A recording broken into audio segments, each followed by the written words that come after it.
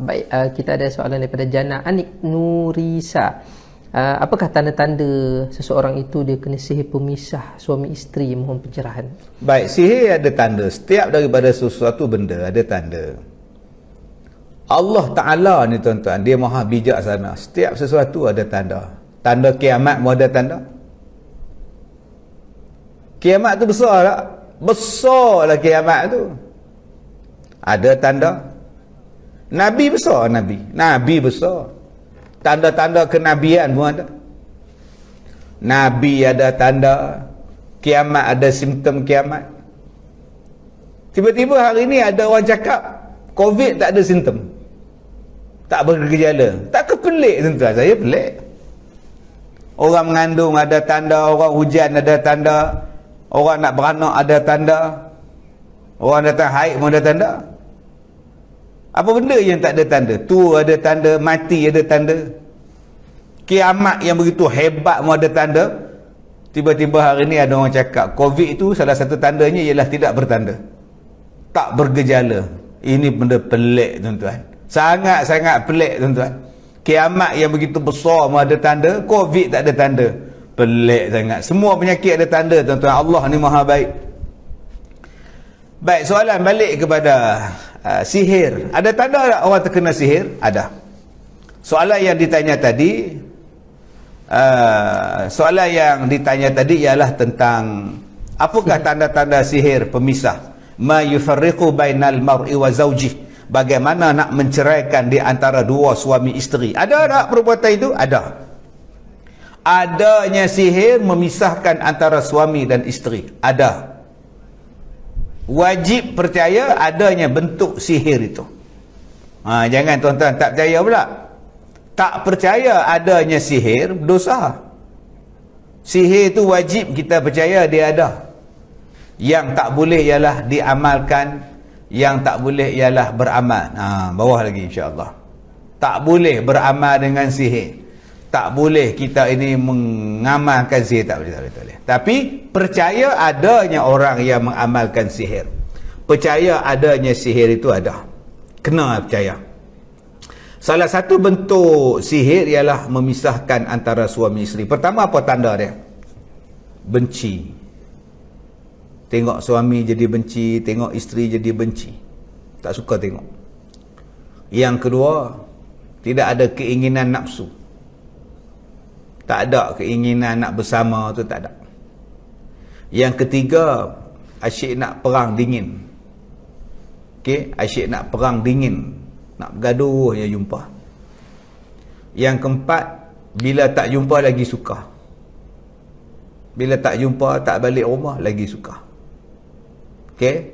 Yang keseterusnya,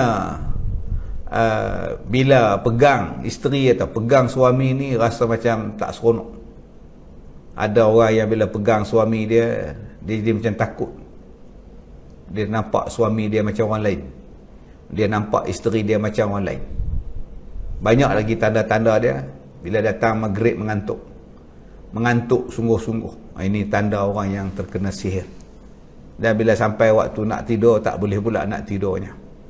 Jadi kalau ada tanda-tanda begitu tuan-tuan, saya syorkan untuk tuan-tuan berjumpa dengan pakar perubatan tradisional, pengamal perubatan tradisional untuk berubat, menghilangkan gangguan jin yang menggunakan sihir pemisah tadi, insya-Allah.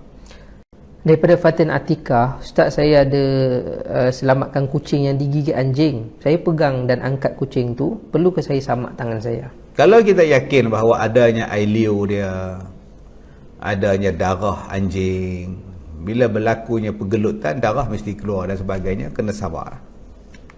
Ya. Bagaimana pula dengan tanda orang yang taubatnya telah diterima Allah Subhanahu Wa Taala? Ya, alhamdulillah, innallaha ghafurur rahim. Allah Taala ni Maha Pengampun lagi Maha Mengasihani.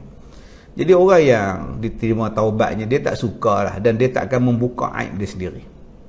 Orang yang taubat, aib dia tak akan buka sendiri. Kita tak ceritalah taubat tu diterima ataupun tidak, tu bukan urusan kita, itu urusan Allah Subhanahu Wa Taala. Tetapi orang yang betul-betul bertaubat, yang dikatakan tubu ilallahi taubatan nasuha, yang diterima oleh Allah ialah taubat nasuha, dia tak akan buka aib dia. Maksudnya dia takkan buka kenangan lama dia, kenangan silam dia, kenangan waktu dia belum bertaubat dulu. Dia takkan buka. Yang kedua, dia takkan berbangga dengan apa yang dia telah buat. Yang ketiga, dia takkan join balik apa yang telah dia tinggalkan. Dia tak join balik, dia tinggal terus.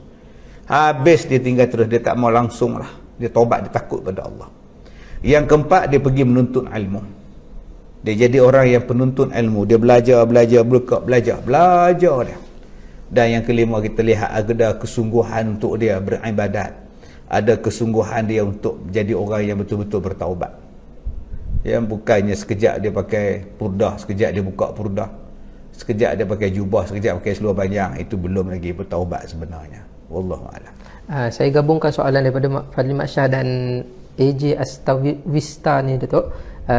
Berdosakah kita rasa nak bunuh diri, terlintas untuk membunuh diri, lagi-lagi masalah yang sering berlaku sejak pandemik ni. Lepas tu satu lagi, kadang-kadang masalah tu dia merosakkan khusyuk di dalam solat, teringat-ingat dalam solat. Jadi macam mana? Berkenaan dengan masalah yang pertama, dia rasa nak bunuh diri sejak pandemik ni.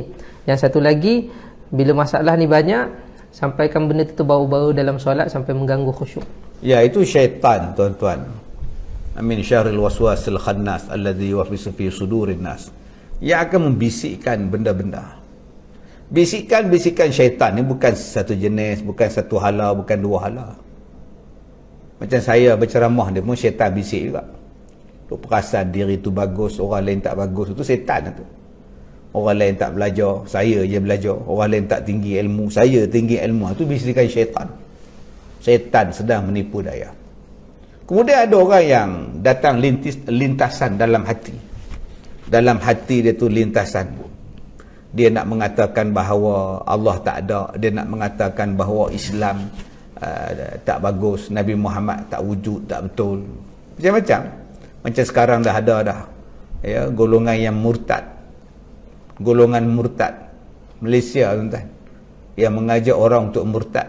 Tubuhkan Facebook lah apa semua, mengajak orang untuk murtad. Jadi kita pun tak tahu lagi, ya, kenapa tak diambil tindakan ni. Dah sendiri dah ada dah Facebook mengajak orang murtad, menghina Nabi, menghina Islam, menghina Al-Quran. Tak diambil tindakan. Pelik, tuan-tuan. Yang Facebook kita pula, daripada jumlah berpuluh-puluh ribu tinggal berapa ribu sekarang ni. Yang Facebook kita pula kena hentam, kena ban, kena benam pula. Ya, dulu kalau tuan-tuan ingat, Facebook saya ni ratus ribu yang menonton kita, yang melihat kita, view, jumlah total view saja dekat 1 juta, beratus ribu. Sekarang total view berapa, tuan? 3,000, 2,500. Ramai yang tak dapat noti, ramai yang tak boleh visit dan sebagainya. Yang Facebook macam kita pula kena. Facebook macam mempromosi murtad, tak kena. Jadi bila setengah orang dia tak kuat iman, dia baca, dia tengok orang-orang yang menghantar post dalam Facebook murtad macam itu, lama-lama dia kata betul juga cakap orang ni, betul juga cakap orang ni. Itu yang ada orang yang nak murtad. Dia tengok pula seronoknya hidup orang yang bukan Islam.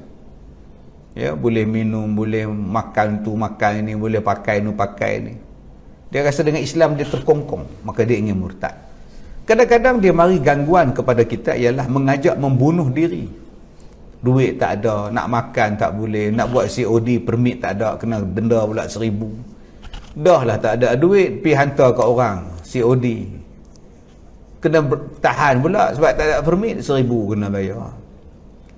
Akhirnya dia kata, aku nak makan apa, gaji aku pun 1,000, denda pun 1,000, aku nak makan apa? Itu terjun sungai, terjun jambatan.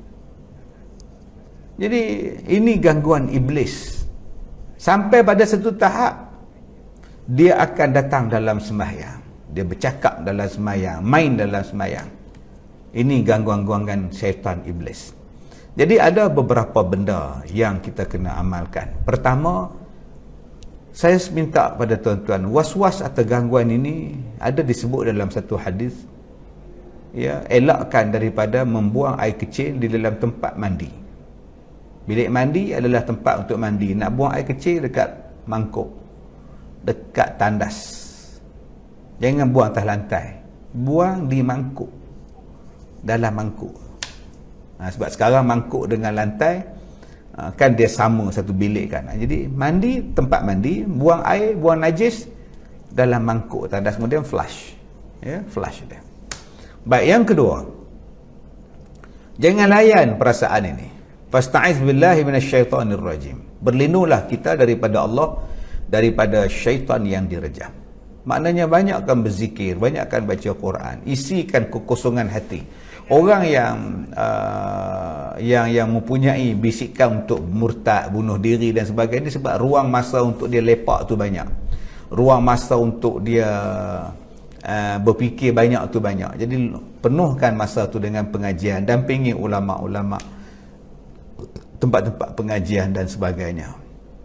Yang ketiga, saya minta tolong hindari daripada perkara-perkara yang boleh merosakkan hati, ya, daripada makan minum yang tak terjaga, sumber yang tidak halal, yang tidak sahih halalnya, syubhah. Elakkan daripada menjamah makanan ini, memakai benda-benda ini.